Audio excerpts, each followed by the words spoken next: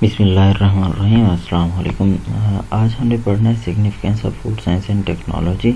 Significance in terms हम बात करते हैं कि फूड साइंस एंड टेक्नोलॉजी की इमरजेंस से जो आम लोग हैं, कॉमन पीपल हैं, उनको क्या बेनिफिट हासिल हुआ है, किस तरीके से उनकी लाइफ आसान हुई है, किस तरीके से उनकी ईटिंग्स इम्प्रूव हुई हैं और किस तरीके से जो फूड की शॉर्टेज थी वो पूरी हुई है। एक तो एग्रीकल्चर रेवोल्यूशन जो 1960 का था, जिसे हम ग्रीन रेवोल्यूशन का नाम देते हैं, उसने एक फूड प्रोडक्शन को इंक्रीज़ कर दिया। अब फूड प्रोडक्शन तो इंक्रीज़ हो गई, यहाँ पे सबसे बड़ा इशू क्या था? फूड वेस्टेज का था। फूड वेस्टेज कैसे कि फूड प्रिजर्व नहीं होती थी। फूड पहले भी अगर हम प्रीवियस इराज की बात करें, हमारे पास पैलियोलिथिक इरा, नियोलिथिक इरा, ठीक है ना, मेसोलिथिक पीरियड है। इन पीरियड्स में भी एम्पल क्वांटिटी के अंदर फूड होती थी, लेकिन प्रिजर्व ना होने की वजह से ज़्यादा ख़राब हो जाती थी। तो जैसे ही ग्रीन रेवोल्यूशन ने क्या किया, फूड को एक एम्पल क्वांटिटी प्रोड्यूस होना शुरू हो गई। एम्पल क्वांटिटी प्रोड्यूस होने के साथ साथ क्या होना शुरू हो गया, यहाँ पे फूड वेस्टेज ज़्यादा हो गई, फूड लॉस ज़्यादा हो गई। इन लॉसेस को ओवरकम करने के लिए टेक्नोलॉजिस्ट ने ऐसी टेक्निक्स इन्वेंट की जिससे क्या हुआ कि फूड के लॉस को बचाया जाने लगा। क्योंकि हमारे पास जो प्रोडक्शन होती है वो एक स्पेसिफिक सीज़न के अंदर होती है, और उस स्पेसिफिक सीज़न के अंदर जो पूरी की पूरी प्रोडक्ट है वो कंज्यूम नहीं की जा सकती। जब कंज्यूम नहीं की जा सकती तो ऑफ सीज़न के लिए फूड को क्या करना पड़ता है, हमें प्रोसेस करना पड़ता है। प्रोसेस करके उनको डिफरेंट फार्म्स के अंदर कन्वर्ट करना पड़ता है। डिफरेंट फार्म्स के अंदर कन्वर्ट करने के साथ साथ उनकी डिफरेंट प्रोडक्ट्स बनाई जाती हैं। ये जो प्रोडक्ट्स हैं ये हमें डिफरेंट पर्पसेस के लिए क्या की जा सकती हैं, यूज़ की जा सकती हैं। जैसे रेडी टू ईट प्रोडक्ट्स हैं, ready to eat drinks, ready to eat हमारे पास ड्रिंक्स हैं, रेडी टू ठीक है ना, हमारे पास रेडी ड्रिंक्स हैं, रेडी टू ईट फूड्स हैं हमारे पास। इस तरीके की बहुत सारी हमारे पास वाइड रेंज है फर्मेंटेड फूड्स की, हमारे पास कन्फेक्शनरी की, हमारे पास फ्रेश कट्स की, हमारे पास डिफरेंट प्रोसेस फार्म की क्या है फूड्स अवेलेबल है मार्केट के अंदर। तो ये डिफरेंट फार्म्स क्या करती हैं, ईज काज करती हैं इन द डेवलपमेंट इन ठीक है ना, डिफरेंट सेक्टर्स। ये जो डेवलपमेंट है डिफरेंट सेक्टर्स की वो कैसे होगी, जब उन सेक्टर्स के अंदर जो लोग होंगे काम करने वाले, उनको ईच एंड एवरीथिंग अवेलेबल होगी at the site of work. जब वर्किंग साइट पे हर चीज़ अवेलेबल होगी तो उनकी वर्क एफिशिएंसी ज़्यादा होगी। जब वर्क एफिशिएंसी ज़्यादा होगी तो अल्टीमेटली प्रोडक्टिविटी बढ़ जाएगी। यहाँ पे हम साइंटिफिक एक्सपेडिशंस एंड ट्रेवल्स की बात करते हैं। तो जब भी हम बात करते हैं नासा की बात करते हैं, जब भी हम बात करते हैं पोलर रीजन्स की बात करते हैं, तो यहाँ पे हमारे पास फूड या हम ऐसे रीजन्स की बात करते हैं जो हॉट रीजन्स हैं। यहाँ पे फूड क्या है, अवेलेबिलिटी बहुत कम होती है। इन रीजन्स के अंदर फूड को पहुँचाना क्या है, एक बहुत बड़ा टास्क है।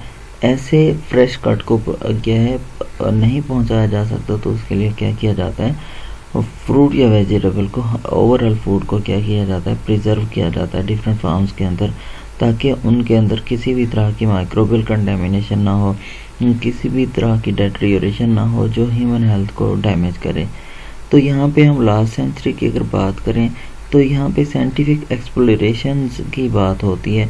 साइंटिफिक एक्सप्लोरेशंस हम मेजर जो बात करते हैं नासा की अगर बात करते हैं, स्पेस की बात करते हैं, स्पेस ट्रैवल्स की बात करते हैं, तो यहाँ पे क्या है 1960 के अंदर नासा ने प्रोजेक्ट दिया कि फूड को क्या किया जाए, प्रोसेस किया जाए। तो प्रोसेस्ड फूड्स डेवलप हुई और आज a wide variety of vegetables, fruits, meat है, मिल्क है, ठीक है ना, in different forms, cheese, yogurt, तो वो जर्नीज़ के अंदर अवेलेबल है स्पेसशिप्स के अंदर। इसके अलावा जो बहरी सफ़र करते हैं, लंबे लंबे सफ़र करते हैं 5-6 महीने तक, तो वहाँ पे भी क्या है फूड इतना ड्यूरेशन के लिए अवेलेबल होती है। तो ये जो डिफरेंट एस्ट्रोनॉट्स हैं, बेज जर्नीज़ हैं, लोकल जर्नीज़ हैं, इनके लिए क्या किया जाता है, फ्रूट्स या वेजिटेबल को डिफरेंट प्रोडक्ट्स के अंदर कन्वर्ट करके यूटिलाइज़ किया जाता है। फ्रोज़न फार्म के अंदर हो सकती हैं, ड्राइड फार्म्स के अंदर हो सकती हैं, या फ्रेश कट प्रोड्यूस्ड हो सकती हैं। फ्रेश कट प्रोड्यूस कैसे हो सकती हैं, हम जब किसी भी चीज़ को फ्रेश प्रोड्यूस करना चाहते हैं तो उसको शुगर या हम ब्राइन सॉल्यूशन में डिप कर लेते हैं। ये जो शुगर या ब्राइन सॉल्यूशन है ये प्रिजर्वेटिव का काम करता है, या हम दूसरे केमिकल प्रिजर्वेटिव ऐड करके फ्रूट या वेजिटेबल को हम प्रिजर्व कर लेंगे for longer period of time.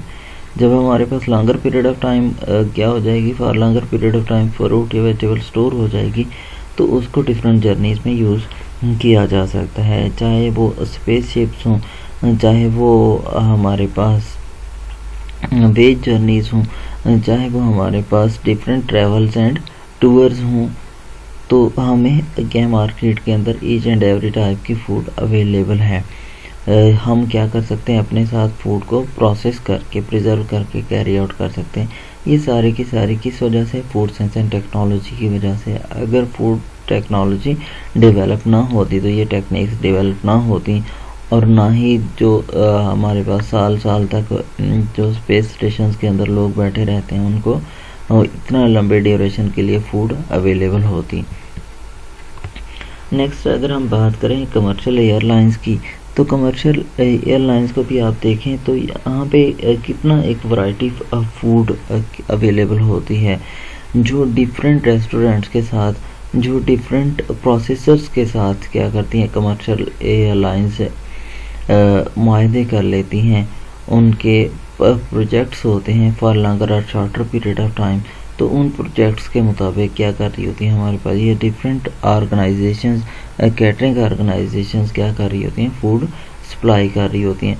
और दूसरा यहाँ पे प्रिजर्व फूड, आप प्रिजर्व फूड की कैटेगरी देखें तो हमारे पास एक कैंडी से लेकर हमारे पास रेडी टू ईट मीट जो मार्केट के अंदर अवेलेबल है, वहाँ तक ईच एंड एवरीथिंग अवेलेबल है। हम उसको क्या कर सकते हैं, बाय कर सकते हैं, कंज्यूम कर सकते हैं।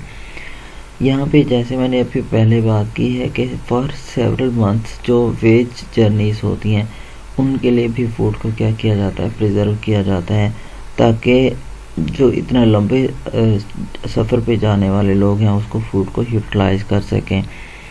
इसके साथ साथ फूड प्रोसेसिंग टेक्नोलॉजी ने क्या किया है, शिप्स के ऊपर अपना बहुत बड़ा किरदार अदा किया है। ऐसी शिप्स जो फिश प्रोडक्ट्स या फिश प्रोसेसिंग क्या करती हैं, फिश प्रोसेसिंग करती हैं, फिश क्या करती हैं, कैच करती हैं और उसको प्रोसेस करती हैं। यहाँ पे देखें, अगर ऐसी टेक्निक्स डेवलप ना होती फूड प्रिजर्वेशन की, के डिफरेंट केमिकल एडिटिव्स यूज़ करके हम क्या करते हैं, डिफरेंट जो हमारे पास प्रोडक्ट्स होती हैं उसको प्रिजर्व करते हैं। फ़िश प्रोसेसिंग इंडस्ट्री के अंदर हमारे पास डिफरेंट टेक्नोलॉजीज़ यूज़ होती हैं। यहाँ पे कैनिंग हो सकती है और फ्रीजिंग हो सकती है, यहाँ पे हमारे पास पिकलिंग हो सकती है, यहाँ पे हमारे पास क्या हो सकती है, फ़िश प्रोसेसिंग में साल्टिंग या ब्राइनिंग हो सकती है। मोस्टली फ़िश में साल्टिंग नहीं की जाती, बहुत कम की जाती है। मीट की क्यूरिंग वगैरह की जाती है। फ़िश को फ्रोज़न फार्म के अंदर लाया जाता है या इसकी पिकलिंग कर ली जाती है ताकि इसको for longer period of time क्या किया जा सके, प्रिजर्व किया जा सके कंज्यूमर्स के लिए।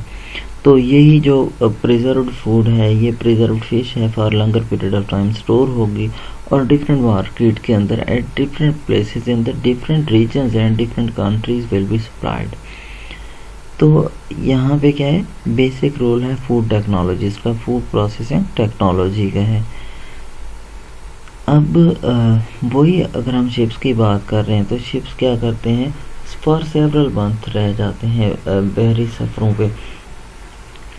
तो इस सेवरल मंथ जर्नी के अंदर क्या जो फूड अवेलेबिलिटी वो कम ना हो, और यही फ़िश जो वो कैच कर रहे हैं उसको क्या कर देते हैं, प्रोसेस भी करते रहते हैं। वहीं पर प्रोसेसिंग करने के बाद उसको सेल आउट कर दिया जाता है। जब वो रिटर्न होते हैं किसी बंदरगाह के ऊपर आते हैं, पोर्ट के ऊपर आते हैं, तो वो क्या करते हैं, उसको डिफरेंट कंट्रीज़ को सेल कर देते हैं। अब अगर नेक्स्ट हम बात करते हैं waste utilization and reduction in environmental pollution. Food technologist ने वेस्ट यूटिलाइजेशन और एनवायरमेंटल पोल्यूशन को कंट्रोल करने में अहम किरदार अदा किया। जैसे अभी मैं बात कर रहा था कि जो एक ह्यूज क्वांटिटी फूड प्रोडक्ट्स की थी वो वेस्ट हो जाती थी due to different environmental situation. Environmental situation क्या है, जैसे अगर हम पाकिस्तान की बात करें तो हॉटर क्लाइमेट है और कूलर क्लाइमेट है। जो दिसंबर टू जनवरी होता है बहुत ज़्यादा कोल्ड इन्वायरमेंट होता है, जबकि अगर हम जून जुलाई की बात करें, अगस्त की बात करें तो यहाँ पे हॉटर इन्वायरमेंट होता है। इस इन्वायरमेंट के अंदर किसी भी फ्रेश कमोडिटी का सर्वाइव करना बहुत मुश्किल हो जाता है और स्पॉइलेज के चांसेस बढ़ जाते हैं। स्पॉइलेज प्रिवेंट करने के लिए हम डिफरेंट टेक्नोलॉजीज यूज़ करते हैं, जिसमें हम क्या करते हैं, वाटर रिमूव कर देंगे जिसे हम ड्राइंग कहते हैं, फ्रीजिंग कर देंगे। फ्रीजिंग करने के साथ साथ हम क्या कर देते हैं, उनकी प्री ट्रीटमेंट्स करते हैं। अब प्री ट्रीटमेंट्स के थ्रू डिफरेंट हमारे पास प्रोडक्ट्स आती हैं। अगर मैं पील की बात करूं तो पील एक वेस्ट है। डिफरेंट इंडस्ट्रीज़ क्या करती हैं, पील के कबाब बना लेती हैं, वेजिटेबल कबाब जिसमें वेजिटेबल पील होती है। तो वेस्ट को यूटिलाइज़ किया जाता है। वेस्ट यूटिलाइजेशन से क्या है, जो एनवायरनमेंट है वो प्रोटेक्ट हो रहा है। डिफरेंट हमारे पास अगर हम मीट प्रोडक्ट्स की बात करें, ऑफल्स की बात करें, जो एनिमल ऑफल्स होते हैं तो उनको सॉसेजेस के अंदर कन्वर्ट कर दिया जाता है। जैसे आंतें हो गई हैं, ठीक है ना, तो ये जो गैस्ट्रोइंटेस्टाइनल ट्रैक्ट है, ठीक है ना, जो ह्यूमन पार्ट है उसको किस में तब्दील कर दिया जाता है, सॉसेजेस में तब्दील कर दिया जाता है। इन सॉसेजेस को मार्केट के अंदर बहुत ज़्यादा अहमियत हासिल है। तो ये क्या है, इन्वायरमेंट को पोल्यूशन से बचाना है। जो डिकम्पोजिशन है ऑर्गेनिक मैटर की उसको कम से कम कर दिया गया। फ्रूट या वेजिटेबल को प्रोसेस फार्म के अंदर तब्दील कर दिया गया। जो सीजनल वेरिएबिलिटी हुई उसको ओवरकम करके मार्केट को भर दिया गया। अब देखें, कोई भी फूड होती है हमारे पास मेजर क्या है, ऑर्गेनिक सोर्स से होती है, ऑर्गेनिक इन नेचर होती है। जब इनको कंज्यूम किया जाता है या प्रोसेस किया जाता है तो इनमें से बहुत सारी को क्या करने की ज़रूरत होती है, कोई ना कोई प्री ट्रीटमेंट की ज़रूरत होती है। प्री ट्रीटमेंट में हमारे पास पिटिंग है, उसका जो इंटरनल पिट है जिसे हम गुठली बोलते हैं वो रिमूव करना है। कोरिंग है, जैसे एप्पल के अंदर इंटरनल कोर होता है वो रिमूव करना है। उसके बाद हमारे पास पीलिंग है, वॉशिंग है, स्लाइसिंग है, ग्राइंडिंग है। डिफरेंट हमारे पास जो इनएडिबल पार्ट्स का रिमूव करना है या साइज़ रिड्यूस करना है। इसके दौरान फूड क्या होती है, वेस्ट होती है, जनरेट होती है, वेस्ट जनरेट होता है। इस वेस्ट को क्या किया जा सकता है, प्रॉफिटेबली यूटिलाइज़ किया जा सकता है अगर उसको प्रॉपरली ट्रीट किया जाए। यहाँ पे मैं आपको इस वेस्ट की बात करूँ तो आजकल हमारे पास जो सीज़न है वो है कैरेट जूस का। मोस्टली पीपल क्या करते हैं, कैरेट जूस को ज़्यादा से ज़्यादा घरों के अंदर यूज़ करते हैं। तो कैरेट जूस के साथ साथ पोमेस, कैरेट पोमेस या एप्पल जूस की अगर हम बात करें तो उसके साथ एप्पल पोमेस जो उसका वेस्ट होता है वो आ रहा होता है। इस वेस्ट को डिफरेंट इंडस्ट्रीज़ क्या करती हैं, डिफरेंटली यूटिलाइज़ करती हैं।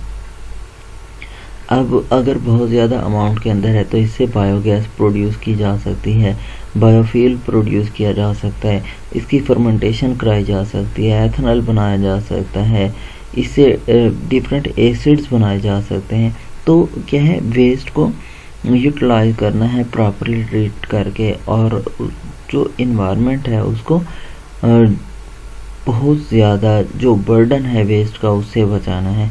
जब फूड्स को कंज्यूम किया जाता है हाउस होल्ड लेवल पे या उसको स्मॉल स्केल लेवल पे प्रोसेस किया जाता है तो वेस्ट आमतौर पे क्या किया जाता है, गलियों के अंदर या जो प्रॉपरली डस्टबिन होते हैं वहाँ पे डंप कर दिया जाता है।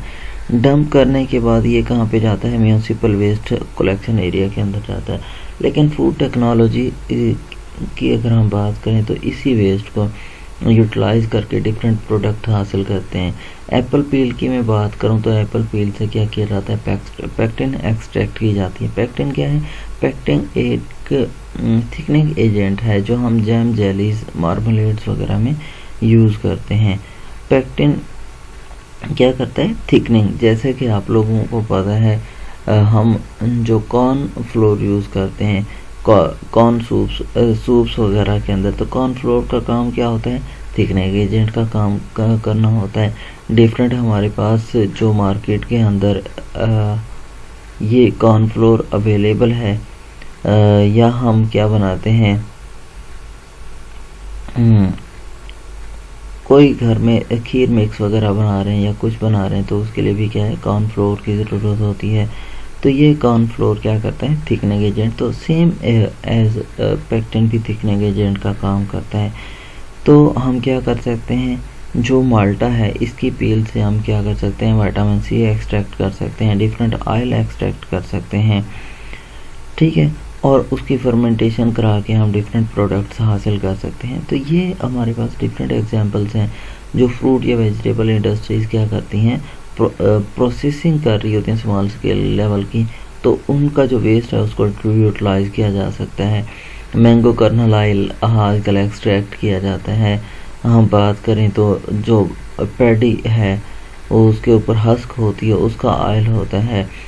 डिफरेंट हमारे पास सीड्स हैं, डिफरेंट फ्रूट्स या वेजिटेबल्स हैं, उनके पील से डिफरेंट प्रोडक्ट्स हासिल की जाती हैं। तो क्या है, फूड टेक्नोलॉजी के ज़रिए वेस्ट यूटिलाइज हुआ और इन्वायरमेंट के अंदर जो पोल्यूशन थी उसको रिड्यूस किया गया। अब ये हमारे पास वही जो इन्वायरमेंट पोल्यूशन का बहुत बड़ा सोर्स था उसको डिग्रेड किया कर दिया गया। अब जब डिग्रेडेशन हो रही होगी तो उनसे प्रॉफिटेबल प्रोडक्ट्स बन रही होंगी और ये प्रॉफिटेबल प्रोडक्ट्स दूसरी इंडस्ट्रीज़ के अंदर यूज़ हो रही होती हैं और वो इंडस्ट्रीज़ क्या हैं, स्पेसिफिक प्रोडक्ट्स प्रोड्यूस कर रही होती हैं। जैसे यहाँ पे मैंने पहले भी बात की है, सिट्रस वेस्ट की बात करें तो पील ऑयल है, पेक्टिन है, ये प्रोड्यूस किया जाता है और जो कुछ पीछे बच जाता है उसको ऑर्गेनिक मैन्योर के अंदर कन्वर्ट कर दिया जाता है। ऑर्गेनिक मैन्योर क्या है, जैसे हम गोबर वगैरह है तो इसी तरीके से बाज़ लोग क्या करते हैं, उसको कुछ देर के लिए, कुछ अरसे के लिए एनारोबिकली रख के फर्मेंटेशन करा देते हैं और ये ऑर्गेनिक मैन्योर क्या है, बेसिक सॉइल्स के अंदर ऐड किया जाएगा तो सॉइल की पोरोसिटी इंक्रीज़ हो जाएगी। पोरोसिटी इंक्रीज़ होगी तो उसकी ओवरऑल जो प्रोडक्शन है उसकी एरिएशन कैपेसिटी इंक्रीज़ होगी, सॉइल एरिएशन ज़्यादा होगी तो वहाँ पे जो प्लांट है उसकी ग्रोथ अच्छी होगी। जब ग्रोथ अच्छी होगी तो वो यील्ड अच्छी देगा। तो इसी तरीके से हम क्या करते हैं, डिफरेंट यूज़फुल प्रोडक्ट्स के अंदर कन्वर्ट कर लेते हैं। इन पोर्शंस को हम क्या करते हैं, यूटिलाइज कर लेते हैं एक डिफरेंट प्रोडक्ट्स की फॉर्म के अंदर और इनसे ही हम बेनिफिट हासिल करते हैं। एनिमल फीड के तौर पर यूज़ कर सकते हैं इसको, हम एथनॉल मतलब बायोफ्यूल प्रोडक्शन में यूज़ कर सकते हैं, बायोगैस प्रोडक्शन में यूज़ कर सकते हैं और इससे इनकम जनरेट की जा सकती है। और ये साथ साथ क्या करता है, एनवायरमेंटल पोल्यूशन को भी रिड्यूस कर रहा होता है। जैसे आप लोगों को पता है, अगर हम फ्रूट या वेजिटेबल को वैसे ही जो हमारे पास वेस्ट है डंप कर दें किसी ओपन एनवायरनमेंट के अंदर तो वहाँ पे बैक्टीरिया आएंगे, फंगस आएगा, तो वो बैक्टीरियल ग्रोथ है, फंगल ग्रोथ है, वो बहुत ज़्यादा हो जाएगी और इसमें से हमारे लिए, हमारी लाइफ के लिए टॉक्सिक सब्सटेंसेस हो सकते हैं, टॉक्सिक स्पीशीज़ हो सकती हैं जो वहाँ पे ज़्यादा क्या करें, ग्रो करें और किसी भी एनिमल या प्लांट स्पीशी के अंदर वो स्प्रेड हो जाएं। स्प्रेड होंगी तो वो एनिमल, प्लांट या ह्यूमंस को बहुत ज़्यादा नुकसान पहुंचा रही होंगी। तो इसीलिए क्या किया जाता है, प्रॉपरली वेस्ट को ट्रीट किया जाता है। इकोनॉमिक गेंस की अगर हम बात करें तो इससे बहुत ज़्यादा जो फूड टेक्नोलॉजी है फार्मर्स की, आम शख्स की और इंडस्ट्रियलिस्ट की लाइफ स्टाइल को इन्हांस किया है। उनकी जो ट्रबल शूटिंग थी उसको मिनिमाइज़ किया है। Technological advancement in the method of food processing and preservation coupled with the industrial revolution have made the food industry to emerge as the largest in the world. क्या है, पूरी दुनिया के अंदर फूड इंडस्ट्री सबसे largest industry है। सबसे largest industry होने के साथ साथ पाकिस्तान के अंदर ये second major employer of the, ठीक है ना, एम्प्लॉयर है। यहाँ पे लोग क्या करते हैं, काम करते हैं। सेकंड रैंक पे है टेक्सटाइल इंडस्ट्री के बाद। तो इतना बड़ी इंडस्ट्री है। इस बड़ी इंडस्ट्री के अंदर क्या है, जो जनरल पब्लिक इश्यूज़ होते हैं उनको सॉल्व किया जाता है। उनकी हेल्थ को इम्प्रूव करने के साथ साथ उनकी इकोनॉमी को बेहतर बनाता है। गवर्नमेंट डायरेक्ट और इनडायरेक्ट टैक्सेशन के थ्रू क्या करती है, बेनिफिट कमाती है। ये प्रोसेसिंग इंडस्ट्री क्यों डेवलप हुई, due to the development and knowledge of food science and technology. जब knowledge of food science and technology develop हुआ तो वैरायटी ऑफ प्रोडक्ट्स मार्केट के अंदर अवेलेबल हुई। फॉरेन एक्सचेंज की बात कैसे अगर हम करते हैं, फॉरेन एक्सचेंज अर्न करती है गवर्नमेंट, तो कैसे अर्न करती है, मार्केट के अंदर हमारे पास गलत ऑफ फूड प्रोडक्ट्स हैं। तो ये जो फूड प्रोडक्ट्स हमारे मार्केट के अंदर अवेलेबल है, इसको क्या किया जाता है, एक्सपोर्ट किया जाता है। जब एक्सपोर्ट किया जाता है तो एक्सपोर्ट के थ्रू क्या करती है, मनी अर्न करती है। और ये जो मनी अर्निंग है ये फार्मर लेवल पे, इंडस्ट्रियल लेवल पे एक आम जो वर्कर है उसके लिए क्या करती है, एक अच्छा वे है। कैसे अच्छा वे है, अगर एक आम शख्स है जिसकी रोज़ी नहीं है तो वो फूड इंडस्ट्री के अंदर वर्क करता है तो उसके लिए क्या है, लाइफ ईज हो जाएगी। With the mechanization of industries, with the mechanization of processes, labour employment decrease हुई है, लेकिन लेबर एम्प्लॉयमेंट इतना डिक्रीज़ नहीं हुई कि टोटली ऑटोमाइजेशन पे चीज़ें आ गई हों। यहाँ पे पाकिस्तान के अंदर इतना एडवांसमेंट नहीं है टेक्नोलॉजी के अंदर, इसीलिए क्या है, लेबर ज़्यादा है और आलमोस्ट एक सस्ती लेबर है। इंटरनेशनल जो हमारे पास आते हैं इंडस्ट्रियलिस्ट आते हैं उनके लिए, और सबसे ज़्यादा रेवेन्यू वही कमाते हैं फूड सेक्टर के थ्रू, जैसे नेस्ले है। और इसी तरीके से बहुत सारी हमारे पास जो पेप्सी कोला है, गवर्नमेंट पाकिस्तान का है, कोका कोला है, और भी हमारे पास लेज़ है, नेस्ले है। ये सारी की सारी क्या हैं, बाहर की कंपनीज़ हैं। पाकिस्तान के अंदर सस्ती लेबर को यूटिलाइज़ करके ज़्यादा से ज़्यादा अर्न करते हैं, ज़्यादा से ज़्यादा पैसे कमाते हैं, इनकम जनरेट करते हैं। तो यहाँ पे वही बात है कि बहुत सारी अलाइड इंडस्ट्रीज़ क्या करती हैं, केमिकल प्रोड्यूस करती हैं। केमिकल क्या प्रोड्यूस कर रही होंगी, डिफरेंट ऑर्गेनिक एसिड्स प्रोड्यूस कर रही हैं, कलर प्रोड्यूस कर रही हैं, फ्लेवर प्रोड्यूस कर रही हैं। तो ये सारी के सारी वहाँ पे भी लेबर एम्प्लॉयड है। जब लेबर एम्प्लॉयड है वहाँ पे तो लोगों की ज़िंदगी क्या है, ईज़ हो रही है, क्योंकि लोग वहाँ से रोज़ी रोटी का सोर्स कमा रहे हैं, पैसा कमा रहे हैं। तो यहाँ पे क्या है, डिटर्जेंट इंडस्ट्री है हमारे पास। जो भी इंडस्ट्री होती है उसमें वॉशिंग साइट्स होती हैं, वॉशिंग करने के लिए डिटर्जेंट की बहुत बड़ी क्लास है जो फूड इंडस्ट्री के अंदर यूज़ होती है। इंग्रेडिएंट्स में अभी मैंने बात की है, कलर हैं, फ्लेवर हैं, थिकनिंग एजेंट हैं, मॉडिफायर्स हैं। तो ये सारे के सारे अलाइड जो इंडस्ट्रीज़ हैं वो वर्क कर रही हैं in collaboration with food industries to produce maximum products and safe products for the welfare of common people, for the welfare of industrialist, for the welfare of the people who are deficient in food, and for the regions which are not producing food. So food technologists are working day by day, and the branch of technology is enhancing the quality of people. In such manner we can say that food science and technology has enacted to combat with the hunger, with the hidden enemy। ठीक है ना। तो यहाँ पे हमारे पास allied industries के साथ साथ ट्रांसपोर्टेशन इंडस्ट्री फूड के साथ एसोसिएटेड है। बहुत बड़ी ट्रांसपोर्ट जो एक ट्रैवलिंग है, ट्रैवलिंग से सबसे बड़ी जो है वो फूड आइटम की ट्रांसपोर्ट है, जो इंटरनेशनली एक तो इंपोर्ट एक्सपोर्ट मैकेनिज़्म है और दूसरा नेशनली फील्ड से लेकर जो मार्केट होती है उस तक प्रोडक्ट्स को लाना, फील्ड से लेकर इंडस्ट्री से प्रोडक्ट को लेकर जाना, इंडस्ट्री से डोर स्टेप तक प्रोवाइड करना, ये है एम्प्लॉय कर रही है एक बहुत ट्रांसपोर्ट को। और ये जो ट्रांसपोर्ट है ये क्या कर रही है, अल्टीमेटली लोगों की लाइफस्टाइल को ईज़ कर रही है, उनको अर्निंग सोर्स प्रोवाइड कर रही है। तो फूड टेक्नोलॉजीज़ ने डिफरेंट वे से ह्यूमन लाइफ को आसान बनाने की कोशिश की है।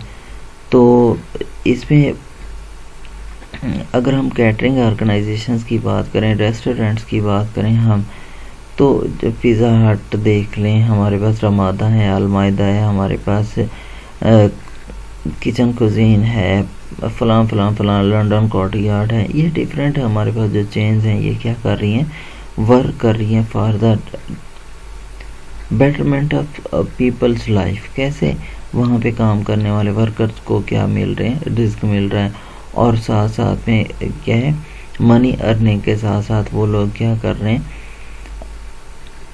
सर्विसेज पे कर रहे हैं। सर्विसेज पे करने के साथ वो क्या करते हैं, फूड की प्रिजर्वेशन में भी अहम किरदार अदा कर रहे होते हैं। लेकिन आज की अगर हम सबसे मेजर इशू की बात करें तो जो मेजर वेस्टेज ऑफ हमारे पास फूड प्रोडक्ट्स हैं वो है हमारे पास रेस्टोरेंट्स के अंदर, जैसे बुफ़े है, बुफ़े में के अलावा हाई टी में है। यहाँ पे क्या है, एक बहुत ज़्यादा अमाउंट जो है वो फूड की वेस्ट हो जाती है।